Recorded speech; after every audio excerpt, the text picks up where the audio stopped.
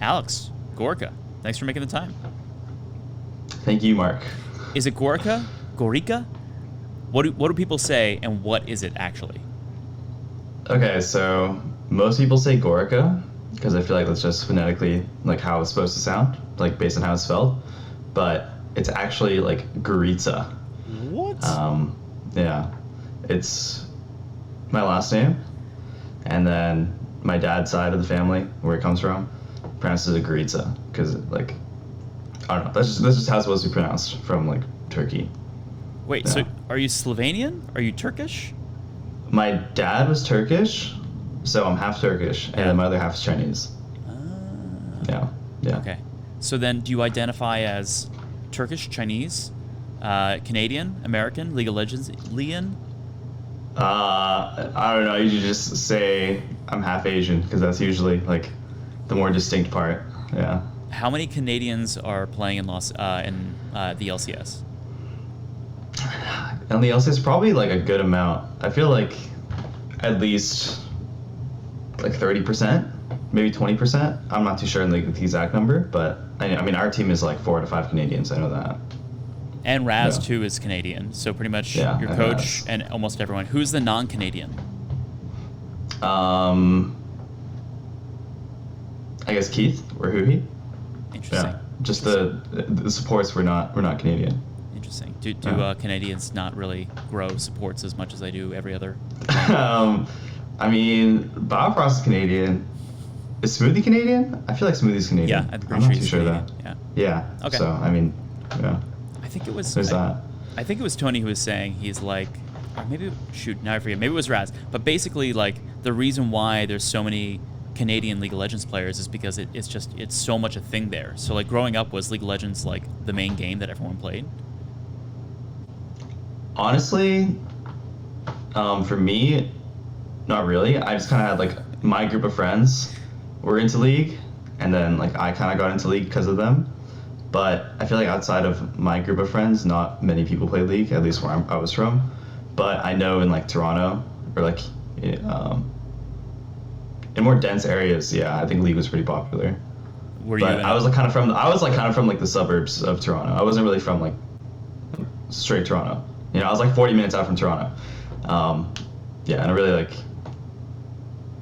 I guess rich area. At least is what people think it is. But um, yeah, not many people there play League. did you like growing up in suburban life? Yeah, it was nice. There was not much to do, but it felt like it was really like peaceful. You know, it was nice for Well, sure. would you want to like move back there now? Not really. I think I'd like live in the city for the next, few years of my life at least. Would It's you pretty fun. Would you rather LA or Toronto? That's a hard one. Toronto, you could get like anywhere with the subway. Here, like I don't even think there is a subway. So, I mean, I haven't explored too much here, but I mean, the food is great here. So, I don't know. Probably LA. Fair enough. Yeah. So, yeah, how's the split been? How's the year been so far for you? Definitely a learning split for me. Um, yeah, I didn't really like know what to expect coming into it, and I mean we didn't really get the result that we wanted to, and I wanted to, but I definitely learned a lot from it being my first split. Well, what'd you learn? Um, kind of like the lifestyle of a pro player. I had no idea what it was going to be like. I mean, now I do. A lot of other things, like more specific things to my role and working in a team environment. Um, yeah, and then I guess dealing with like kind of the stress of being a pro player. I think those are like the big things. I read an article about NBA players talking about stress and how that they almost in practice in particular, like they almost have to practice for stressful situations because they're inevitably going to be in stressful situations. So like, have you built up either a tolerance or an ability to navigate or almost do better in stressful environments? Yeah, that was like one of my bigger issues. Like week 4 or something, I like almost had like, I was like, dude, I'm playing so bad on stage. And I'm like, what is going on? So I like talked to Darshawn a bit, and some other people, and I basically just like tried to facilitate like my emotions in a way where like I wasn't just trying to like reject them. I was trying to kind of like trying to embrace like the stress and trying to kind of work with it. And I mean that kind of worked for me. I don't feel kind of as stressed or like as nervous when I'm like playing matches and stuff. But yeah, it's still there. So then, for sure. how do you embrace stress or emotions and then be able to use them constructively? Okay, so yeah, I think more specifically, like I cared too much about kind of what people thought. Like I was scared of fucking up. Oh, whoops! I don't know if I can say that. That's fine. Scared of messing up. Yeah, I was scared of messing up a lot, and like kind of scared that people would judge me for it, or but then kind of like figured it doesn't really matter, and it's just about how I perform on the greater scale.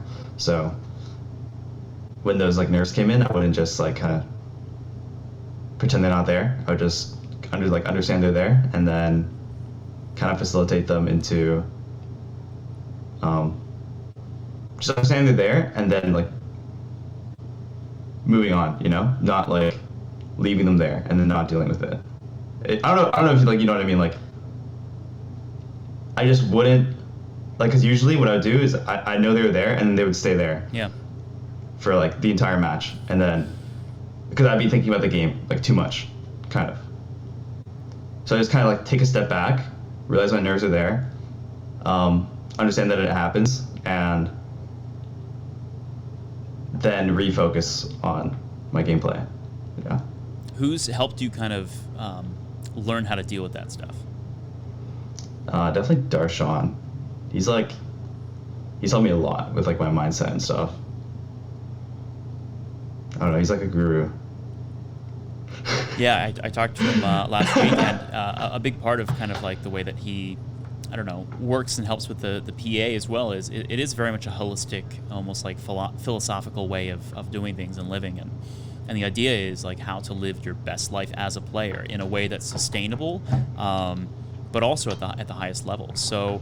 Yeah, so dealing with stress in the moment and being able to in game address that those nerves are there, not just ignore them.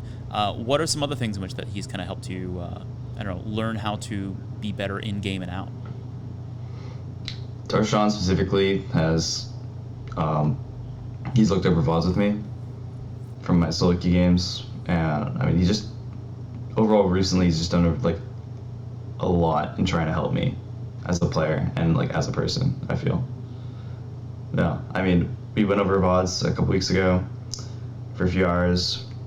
Before that, we talk like once a week about kind of just my attitude and how like what it should be, in a sense, because I felt like there was like I had like troubles, kind of like I wasn't feeling motivated at some points, and then I talked to him, and then he'd just tell me, or he'd explain to me like what I could be doing better, or where I could find the motivation, and I don't know, things like that. Yeah. Cool. You don't have to answer this, but are there any things in which they kind of helped you with motivation specifically? You can say no comment.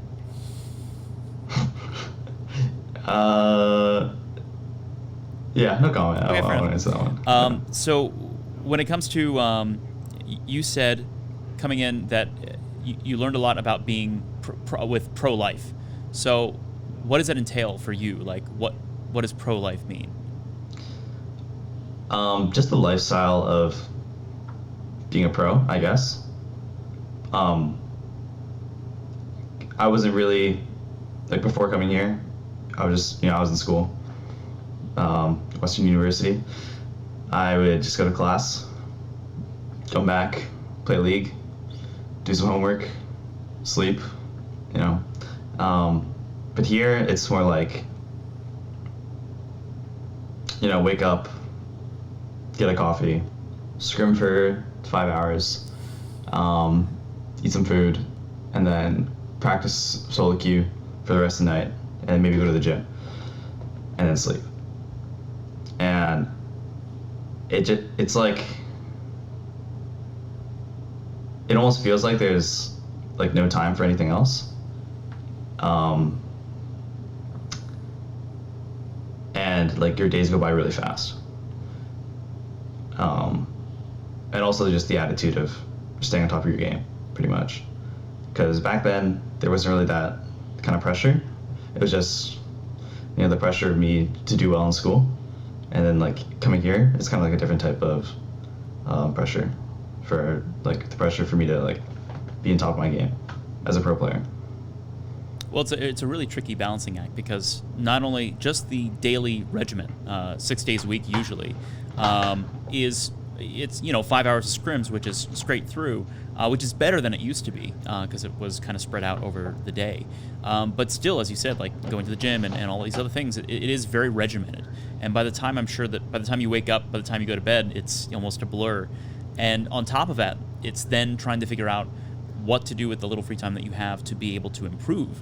But then also, on top of improving, then it's also having enough time for yourself, for your own sanity and just enjoyment of life. Right. Yeah. And what's okay. Yeah, no, like going back to that, I kind of felt like I never really had time to self-reflect on my life or on myself throughout the first split, at least.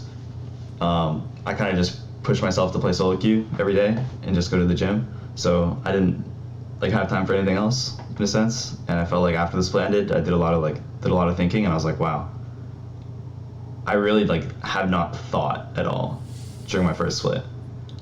I just kind of went through the motions, and yeah, so. But you also think on the flip side, the positive, optimistic side is that how many people in this world like wished that they have like the opportunity that you have right now, that life. Yeah, for sure. Definitely not many people can live this life, and I'm grateful for it, and it is like what I wanted to do. So my dream, I guess, and yeah, I don't know. It's fun for sure. It's fun. But I think the word that you used was stress, and we did an episode on pressure for Golden Guardians, and there is this incredible amount of stress, and it is kind of like a pressure cooker because you don't really get to go off the treadmill that much. You don't really have that much time to actually, as you said, self-reflect or whatever, and so. Yeah, it definitely is a giant change, as you said, when you went to college, and you had kind of stress from classwork, but for the most part, it wasn't overwhelming, and then you can go play video games and you'd be fine. But especially on a professional level, at this level, there is more stress. So included in that was playing on stage. Did you notice a big difference between playing in scrims and playing on stage? Yeah, I did. At least to start off, I would just play really safe on stage, I think. I think that's like a thing that a lot of pros say, is that they just always play safe, or people think that pros play safer on stage, but like it was almost like light and day, I felt, when I was playing on stage. Because in scrims, I'm kind of like I'm more of a maniac than a lot of players. And on stage, I felt really scared to do anything. At least at first. Or more so at first. Tony talked about it of people being either by the numbers or kind of more risk-taking. And so would you say that you took more risks in scrims than you were kind of more by the numbers during on stage? Yeah. I feel like I'm always by the numbers in a sense. I think taking risks is just like taking not like 80% plays, right? Like you're taking a play that has like a high chance of messing up, sorry. And then in scrims, I think that one thing that people try to do is they try to kind of have a better judgment of those numbers. So like when they go on the stage, that they'll feel more confident, or less confident in a play being good or bad, or being high probability or low probability. So, yeah, I mean, just going to stage where, like, let's say like you weren't able to like kind of practice the scenario, or you weren't 100% like confident in the numbers, then you're not going to want to like take that risk on stage, right? Like if you in your head, if you think it's like a 60-40, that's probably not good enough on stage for you to take it, unless like the situation is dire. But So only 80-20, then you make the play. I think it depends on the person or the team. I haven't like really thought of a specific number, but 60-40 sounds pretty bad unless you're desperate. Yeah. So you played in the collegiate league as well, right? Yeah. What was that experience like compared to what you're in now? Collegiate was really different. Collegiate, I mean, you don't practice as much. People don't take it as seriously, like on your team, because everyone's in college, right? So, yeah, I mean, in collegiate, I feel like as a team we scrimmed a lot. Probably we scrimmed like third most out of any collegiate team, and we would scrim every day, some days twice a day, like 3 games a day, and then like right before final season, so like in March, April, that's like we scrimmed almost every day, and I don't know, it was a lot easier. Like when I was playing collegiate, I was just like whooping people in the top lane in the role like I wasn't even playing, and it was always secondary to our studies. You know, like everyone kind of knew that we're all students, just like on the team. So it would always be like, yeah, we're playing collegiate, but like I have an exam this Friday, so I won't be able to scrim that much this week.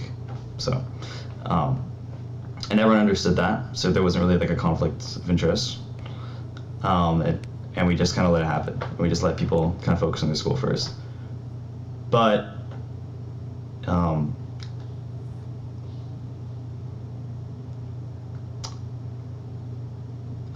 when school was over, kind of in April, because our semesters end in April in Canada, and like the finals were in May, or end of May.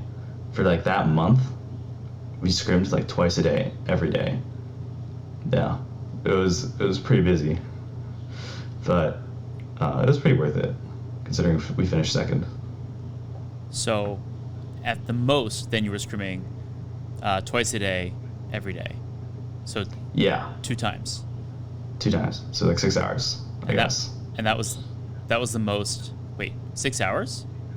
Or 5 to 6 hours, yeah. Wait, scrims. Oh, like best It's of.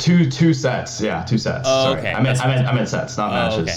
I was like, oh well, then. Like games. Okay, so then that'd be Yeah. like 6 games ish more. Yeah. Okay, so then Yeah. pretty much, you at your most grinding in collegiate is what you pretty much do every day now. I guess, yeah. Yeah. That's a good way to look at it. Interesting. So that's cool. And then so you're also going to school as well at the same time. So like, I mean, what did you get your degree in, and was it worth it? Did you enjoy the experience as a whole? School? Yeah. Or collegiate? I mean, I didn't really like school. I'm not really I don't really like studying. I was in business. I was in like a pretty good program, but like kind of my entire like high school and college years, it'd always be like my mom just telling me like, you need to get a 90, or you need to get this mark, and you need to get into this program. And then she's like, but then she'd be like, as long as you're doing that, I don't care what else you're doing. So, like, in high school, you know, I always got like the bare minimum that my mom told me I needed to get, and then I just play video games all day. And you know, I got into like a good business program, but like I didn't really care. Kind of like, I wasn't really like that passionate about school. So I mean, I got into like a good business program that my mom like wanted me to get into, and then I went to this school, and then like, I kind of kept my grades okay enough to like stay in the program, and then just play League. Yeah. Nice. But it sounds like the bare minimum for your mom is 90%. So that's a bigger bare minimum than most people. I guess, yeah, yeah. I mean, I was a pretty smart kid, I guess. Like, I was in like the gifted program. I don't know if Yeah, you we guys have have that that. in the States. Okay, and so like I think her expectations were pretty high, for me at least in school, because I think she knew I was pretty smart. How early on did you have that gifted program track? When I was 9, I think I started, So or 10. what did that entail for? Yeah, what was the program? Was it, did you go into different classes? Did you have like separate time or free time? I had to like kind of I had to change schools. So there was like a gifted school, Hmm. basically dedicated to like this program, and then um, I mean I think the main difference was that there was more, I guess, thought provoking projects that we had to do, and like we went on like more like random field trips. I guess I don't know. I'm not too sure because I didn't do like the normal program like at the same time. But at least that's what my mom told me. It was just like a lot of projects we had to do were just more. We had to think more about them, I guess. Yeah. I've yet to meet a non-smart League of Legends player. Like Really. it seems to be like everyone who I've talked to seems to be either off the charts or like really really high when it comes to academics, or just it was easy. A friend of mine who's plays a bunch of different games. He just showed up. He in college he would show up like the first and last class and then would pass with flying colors because it came to easy to him. He would stay for maybe like a couple days beforehand and it just came easy to him. So would you say that things just kind of came a little bit easier to you? Yeah. Yeah. I wouldn't pay attention in class. You know, I would just be on my phone. I'd be playing like Hearthstone or something, and yeah, I mean, I just kind of figured like I just figured that I need to know like this much, and then I'd be good, and then I'd just learn it either on my own time or just by like looking at the board every once in a while. And yeah, I mean, school is pretty easy. So I think. on the flip side to that though, like League, I think the part of the reason why such intelligent people kind of get attracted to League are because it is so intricate and constantly moving. So for you, do you feel like 100% intellectually stimulated in League, not only just playing but also the strategy and just the whole aspect of learning League and mastering it? Yeah, for sure. I mean, I feel like I've never been challenged like I have like being a pro in League. I feel like there's so much to learn, and like I'm only playing like one role, right? So, um, there's there's just a lot to learn for League for sure. And yeah, I mean, I think intelligent people, I guess like you were saying, um, could be attracted to League because of yeah how like intricate it is. And I mean, like for example, like a patch is like what, every 2 weeks, Yeah. and then like that patch could change your role entirely, right? Because some of those patches like are killers, and when those ones drop, you just have to like kind of almost drop everything you already knew and start from scratch sometimes. Like for example, like the ADC changes like in season 8. I don't know if you know about that at all, where like they just kind of like nerfed every AD carry and then nerfed like every AD carry item, and then that's when like the mages started coming in the bot lane. So that was definitely a killer patch for my role. So 2 questions. First off, you talked about swapping roles in college, but then what are your thoughts on swapping roles, 1? And then 2, do you feel like the way League is and the way it's evolving is much more dependent upon the team as a whole as opposed to like an individual role? So for the first question, I think role swapping was like good for me as a player, and I think it's generally good for people like as players. I feel like it's a really good way to kind of understand the game better from like a different perspective.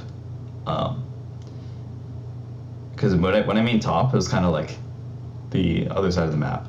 And I never, like, as an AD carry main, I never really thought about what's going on in top lane because, you know, I see my top laner at 20 minutes or something. Like, so it kind of helped me understand just how League is like kind of played better, because I wouldn't think about like, you know, top lane matchups, jungle 2v2 matchups for top lane, top lane dives, which are like pretty common compared to bot lane, and like TPs, like how, like why is the enemy top laner TPing on me and my top laner isn't TPing on me? Like I kind of like now if that happens, I'd be like, oh, okay, well this guy kind of, he got dove earlier and he had to blow his TP to like catch the wave, and then their enemy like top laner got TP advantage. So it makes more sense for me now, kind of, because I role swapped earlier. Yeah, and the second point you had was how League is less of an individual game. Yeah, it used to be either there were all-stars or like one role would be more important than the others, but now it seems to be much more of a team-based effort, in which that there aren't really one all-stars or two like specific roles that are most important, but rather, as you said, it changes from patch to patch, usually every 4 weeks with a big patch and 2 weeks with a minor one. Yes, I think League is more of a team game now. I think like some roles had way more agency back then. Kind of like, I think AD carry way back in the day was like super OP competitive role, because like if you were fed on AD, you could just 1v9 like the game. And I mean now it's not like that anymore. I mean, like it is to an extent, but yeah, definitely the other roles definitely have as much agency. I think all roles have like a good amount of agency to like winning a team a game now in competitive compared to before. So yeah. So what do you think about Golden Guardians as a whole? Like, what's good? What could be improved? But just like your experience with the org as a whole.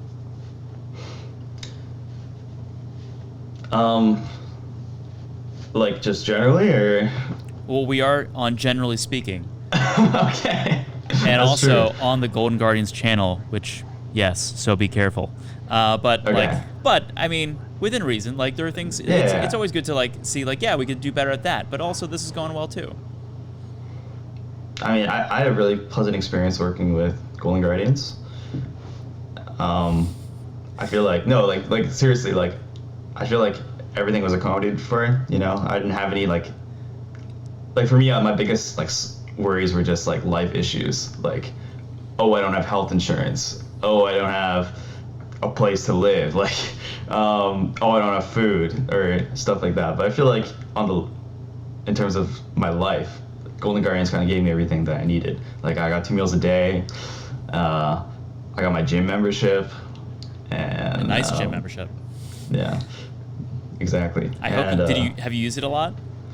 Yeah, I did before quarantine. Good. I would go to the gym every day. Good. So, yeah, and then I have a place to stay.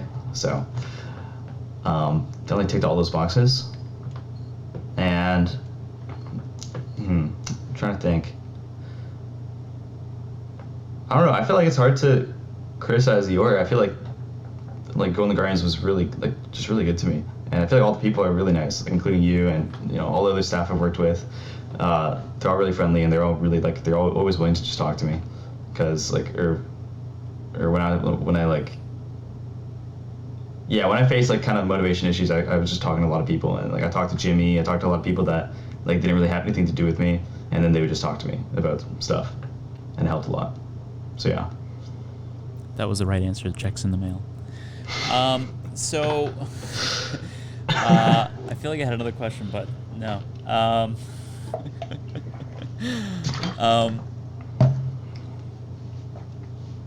Nope, I forgot. I'll go back to my notes now. Okay. The most important question I had that really just consumed my whole mind is why is Kevin your background for your Twitch stream all the time?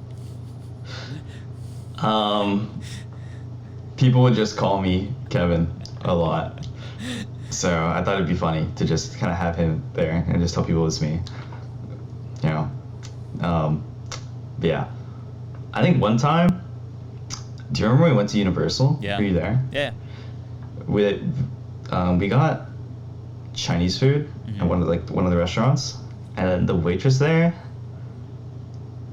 like walked up to us and we're like, "Are you guys League players?" And then we're like, "Yeah." And then she's like, "Okay, I think I've seen like some of you before." And she looks at me, she points at me, she says, "You're Hanser, right?" Wow. And everyone started dying. I thought we thought it was like the most hilarious thing we've ever seen. Were you And sitting next to Kevin? No, we were on okay. the other side of the table. Okay. Like, okay, actually, yeah, we were on the other side of the table.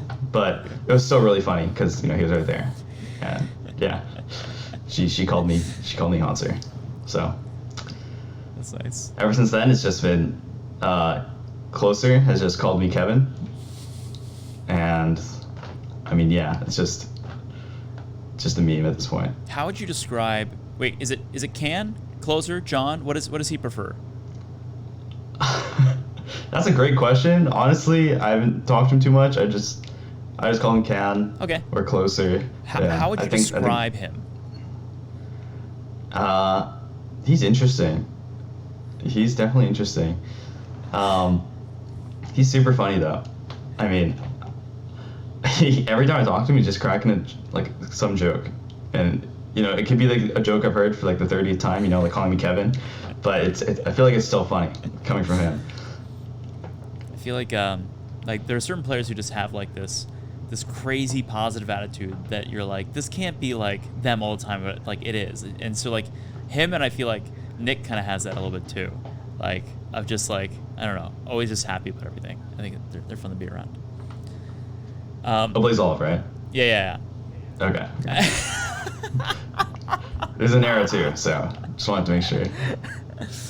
I mean, he's usually just like jumping up and down with joy of just being like. Yeah, I was making sure you're talking about a Blaze Olive because Nara doesn't really. Can I paint your face? Except no, actually, he's a really good painter. Actually, I do want him to paint my face. I've seen his Twitter. They're like really good. At one point, I asked him. We were like, "Hey, can you make a thumbnail with like for this video?" And he took like soy sauce. No, it was like sweet and sour sauce and like a paper towel and then a toothpick, and then he made an little piece of artwork out of it. And I was like, "Yeah, that's it." Anyways, he's very gifted. Anyways, when it comes to friends and family and career, obviously I'm sure that there were different things. You talked about your mom saying that you have to hit this bar and go to college for this and whatever, but like, where do your friends and family see your career now, and has it changed over time? Yeah, I mean, I think I didn't tell my friends and family like that this would be a career like for me, like a kind of option, like until kind of scouting grounds of last year, or like maybe a little bit before that. But like I think my mom just thought I'd finish my degree. I think my friends just thought I'd finish my degree, and but they all supported me, so I'm really grateful for that. Like my mom was really happy for me, and I mean, I think she watches some of my games, so shout out to her. And my friends think it's really funny because a lot of the times, like in high school, like I still talk to my high school friends. I would just be like, they'd be like, "Yo, come watch this movie with us." Or I'd be like, "No, I'm playing League," and they'd be like, "Not League again." And but here I am. So I think they definitely think it's cool. Nice. So you're not Slovenian at all. No. I don't think so. Okay, I don't know where did I get that from? Maybe it was the Gorica, because I already messed it up again. No, a lot of Slovenians. Yeah. Add me like in solo queue or something. Like I used to get this a lot, and they would like, "Are you from this country or something?" I'd be like, "No, but why?" And they'd be like, "Your last name or your name is a really common like first name there or something or something like that, or it's a word in Slovenia or something." But yeah, like it's happened to be a lot, so I'm not too sure on what's going on my dad's side of the family. Maybe they're like, secretly some from some other country, but I mean, I'll ask them next time I see them. feel like there's like a football club or something like that also named. There is, yeah. Okay. If you look up Gorica or something, I think it's called like Nova Gorica. It's like some football club in, I guess, Slovenia. I'm not too sure. I haven't done too much research on it. Fair enough. And speaking of random things, Valorant. How's Valorant? Oh, it's fun. It's super fun. I'm not good at shooters, but I've been having a blast playing Valorant. I played a lot, like a week ago. More recently, I've been playing more solo queue, but I still play a few games every day. So I may have missed this, but like, what exactly is the origin story for you of getting into League of Legends, and what other games did you play that like finally got you into League? I played MapleStory before I played League, and I mean, I didn't really play with like friends. I just kind of played on my own, and but when I changed schools to go to like a gifted school, I made like a new group of friends, and they played, and then they got into League, and they were like, "Yo, we need a fifth, because we got four." And then I was like, and they're like, "You can be the fifth." And I was like, "All right, cool, I'll be the fifth." And then that's basically just how I got into League. I just played with like four of my friends, and then we just queued like 5A norms every day. Do you still play with any of those friends?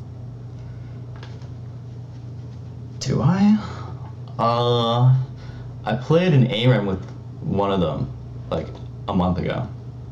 I'm there's like we're still in touch, at least with three of them. One of them, I don't know where he went. Like he disappeared after middle school. But three of them, yeah, I still talk to. So Who do you usually the stream? only one of them plays League. The only one of them plays League still. Yeah. Who do you usually stream with? Is it Tony or like who are your stream buddies? Who do I stream with? I usually play solo queue. If I'm duo queuing, it's usually with Nick, I guess, or Keith. That's usually who recently I've been streaming with. But outside of that, I mean, I played Valorant with like Force Within, and some other League players. But yeah, on our team, I usually play with Nick or Keith. Yeah. When it comes to the scouting ground experience, like how was that experience? Like, what was it like going through and yeah. It was fun, but it was also stressful. I kind of like after my school semester ended, and then after collegiate happened, which was NMA. I came back home. I was like, I want to go back to AD because I was playing top, and I was like, I want to go back to AD. And I want to see if I can like how high I can climb, and then maybe I can make scouting grounds, and then. So I played AD, and I mean I got pretty high rank, but I feel like scouting grounds kind of changes the game of solo queue. Like I had to take solo queue like really seriously, like especially when like I wasn't guaranteed like a scouting ground spot. I wanted to make sure that like I had enough scouting grounds points to qualify through solo queue. So I was like researching my lobbies, dodging when it didn't look good, which was a lot, and yeah, just like being super focused every game because I wanted to win really bad.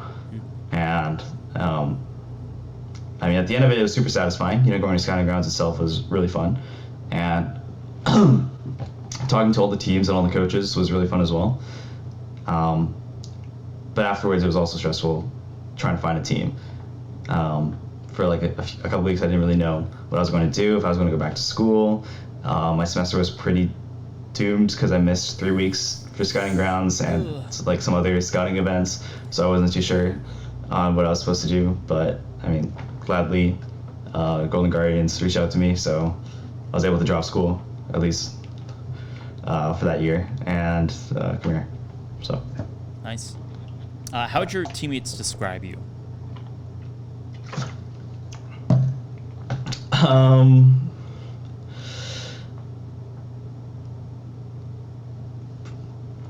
Probably, I don't know, like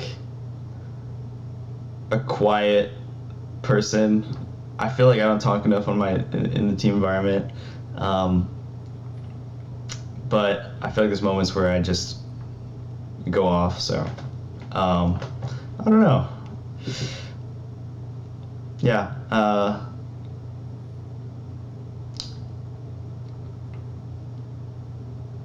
I'm truly not sure. I would just assume they say I'm like a soft-spoken, quiet guy, but I'd assume I'm chill to talk to. So Cool. Then to elaborate on that, what are 3 things that most people don't know about you that you'd like to share? I broke my elbow when I was 13, and I got a nasty surgery scar for it. And here, I'll show it off. I don't know if you can see it. Oh yeah. Oh yeah, that's pretty. Yeah. Oh. It's long, it's nasty. I got like 16 stitches for this. So What'd you do?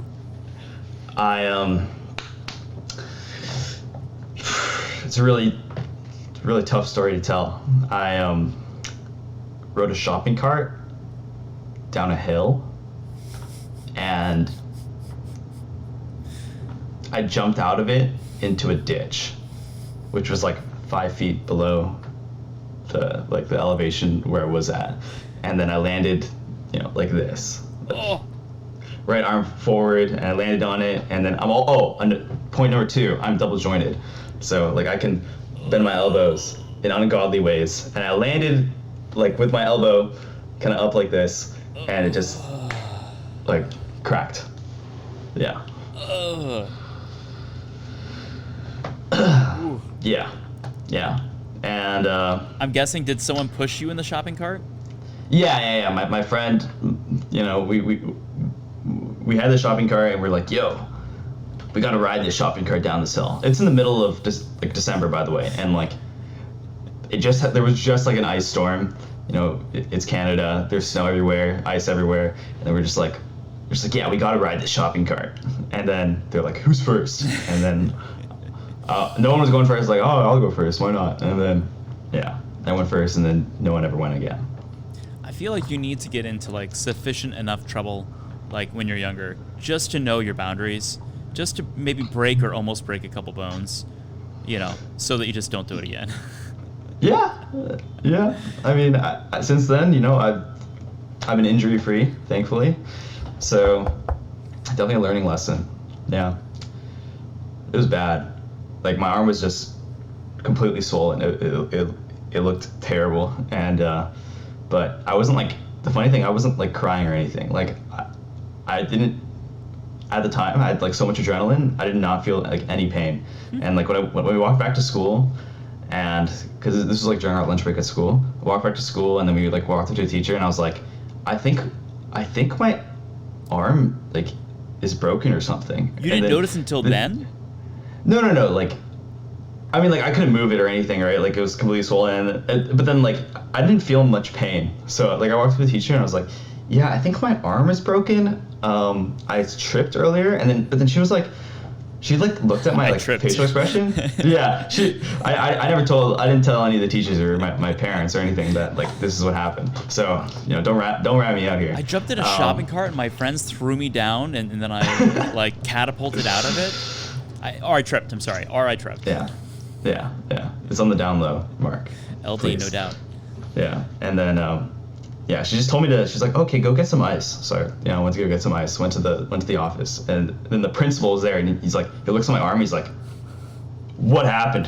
And then he got me a cast, or he got me a splint, and then I waited for my mom to pick me up. But yeah. All right. How's that? That's good. That's one. Give me 2 more. All right, I'll give you another one. I'm double jointed, so. Yeah. Okay, yeah. That's fine. Yeah. See, I had surgery on my elbow. I don't know if you can, like, orthoscopic, whatever. Oh, no, you can't really see. Wait, no, is it this one? Yeah. Anyways, but I can, like, one arm I can go fully down, and the other I can't. Like, it's just kind of like. Oh. Do you know what I mean? Why is that? I was a wrestler, and we had a coach who was on steroids, and so we would weightlift like every day, and which is terrible when you're like, I was 14, 15. Anyway, so we were doing the same exercises, and I was like, I think my elbow hurts. And he's like, you gotta push through it. You gotta push through the pain. And except the pain was the bone wearing away. Because the cartilage wore away, then the bone wore away, and there was a hole like this big in my elbow. And then finally, when I was like, I think there's something wrong with me, and I go to the doctor, and they're like, yeah, you wore away the bone completely, and you probably shouldn't have been doing that. And then like my coach like kind of apologized, but not really. Maybe it was for legal reasons, but yeah. So anyways, and I set a lot of things on fire. That was my thing. I didn't really break any bones. I just set a lot of things on fire, and only got caught by the cops a couple times, but always like. I still have a picture of it, of a citation of a cop saying something like $180 for causing suspicion or problems in which that had no relevant purpose or something like that. It was just like, you're an idiot. Here's $180 that you have to pay for it. So yeah, I did a lot of that stuff. So what exactly did you set on fire? I think that specific story, I'm from Philadelphia. I had friends bring up fireworks from Myrtle Beach, and what we did, and also we were forking each other's lawns, which is putting plastic forks in the lawn. And we actually, I'm on MTV for that school prank, and so for the North Penn High School, we put 30 or 40,000 forks in the school lawn.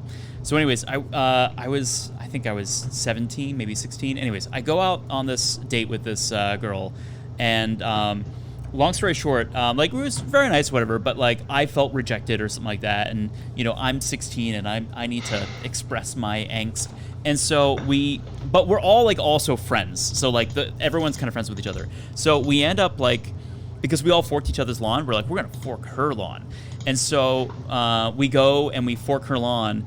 And then we were going to set off fireworks at the end as well, because we had the fireworks. Except they called the cops. The cops came, and we had to pick up the forks. Boo-hoo. But then they searched my car, and they're like, "What are these?" And it was illegal fireworks. And so that's what I got charged for. Oh, okay. Yeah. Seems like you had a wild high school life. I've had a couple lies. I would not have, if I was Darwin, I would have not bet on me surviving probably past like 14, probably, let alone like 20 or something like that. Must be a miracle from what I'm hearing. Yeah, I'm an angel. I'm an angel. All right, I have angels on my side. All right, so 2. Give me your third. Okay, my third.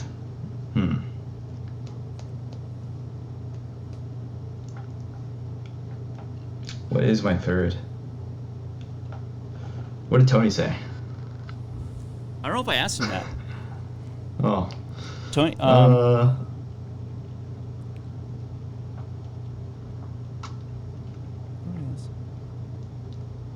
No, I didn't ask him this question, I don't think. You see, I usually have like good answers to this, but I feel like you and most people already know them by now. Like I just say, like, oh, I'm half Asian, or I was gifted, or I did a lot of sports when I was younger. I played football 4 years in high school, so I guess it's something people don't expect. What position? Yeah, I played. At first I played running back, and then for 3 years I played defensive halfback, which is a Canadian position. Yeah, it's not an American position. Dang. Yeah, it's like another linebacker, kind of. Yeah. Do you know Grayson played football? Did you watch his Drive episode? Yeah, I did. Isn't that crazy? Of like, Grayson's a pretty big guy, and but not football big, and like the guy that he was up against was just like, a half a foot taller and just like 80 pounds more of muscle, and he's like, I can't compete with that. So was Canada pretty much the same thing with your football? Not really. Like there's similarities. Like I watched the Drive video and I saw like a good amount of similarities. Like it kind of made me feel warm. Like that's cute. Bring me back to high school. But the competition was definitely not as tough as it seemed, and there was definitely not as much hype around our football games. There'd be like maybe like a bunch of parents that watch, maybe a few students, but not a whole stadium full, like kind of in the drive video where his high school had like a huge football stadium, and ours was just our field that Was hockey everyone bigger? used. Yeah, hockey was probably a little bigger. I never like was a part of the hockey scene, but I know a lot of my friends played hockey, and I know everyone kind of plays hockey in Canada, but not me. I did figure skating. Did you? Yeah. What? Yeah. That is something I didn't know. Yeah, for 2 years. Wow. So. I wanted to do hockey, and my mom sent me to do skating, like to learn skating again, because I learned when I was like 6 years old, and then fast forward a few more years, and she's like, oh, you probably forgot it and everything. We'll send you back to like the introductory skating class. And after 2 introductory skating classes, the instructor was like, yo, you're too good for this class. We need to like send you up to either hockey or figure skating. And then she's like, go talk to your parents about what you want to do, and then we'll get it sorted. And then I go up to my dad and I'm like, yo, I want to do hockey. And then my dad's like, okay, yeah, we'll do hockey. And then he talks to my mom, and then like next thing I hear is like, oh, you're doing figure skating. I'm like, so what happened? She's like, oh, your mom didn't want you to get hurt or something playing hockey, so you're doing figure skating. I'm like, okay, well, I'm doing figure skating. So I did some figure skating. Interesting. Yeah. Did you like it? I did. Like, I liked figure skating, but I was like the only. Okay, there was one other guy doing it, like in my class, but he left after like half a year, so I was the only guy. And then back then I was like 11 or 12. Oh wow. That's like that at that age you're like, well, I'm the only guy here. This is kind of weird. Yeah. I don't have any friends. The girls don't really want to talk to me. I'm not like I wasn't like. I'm not an like extroverted person. Like I won't like if someone talks to me, like I'll talk to you. Like, but no one ever came up to me and talked to me. So I was pretty lonely.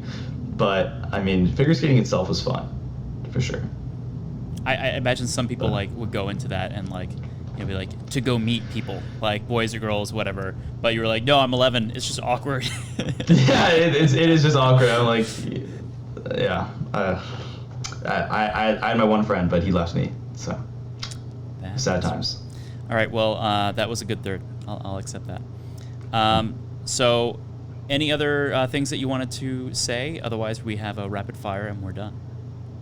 What's a rapid fire? Rapid fire. I'm gonna ask you a bunch of questions. It's from. Have you seen the Inside the Actors Studio with James Lipton? No. He's like an old guy. He just talks very slowly and purposefully. Okay. Anyways, we'll do that. It's real. Okay. Quick. Okay. Sure. Is there anything that we didn't cover that you wanted to cover? No, I think we covered a lot. I think we're good. All right. Yeah. You ready? Yeah. What's your favorite word? Thoughtful. What's your least favorite word? Lie. I don't know. What turns you on? Licking my ears. Oh, someone else licking your ears, not you licking your ears. Okay. Yeah. What turns you off?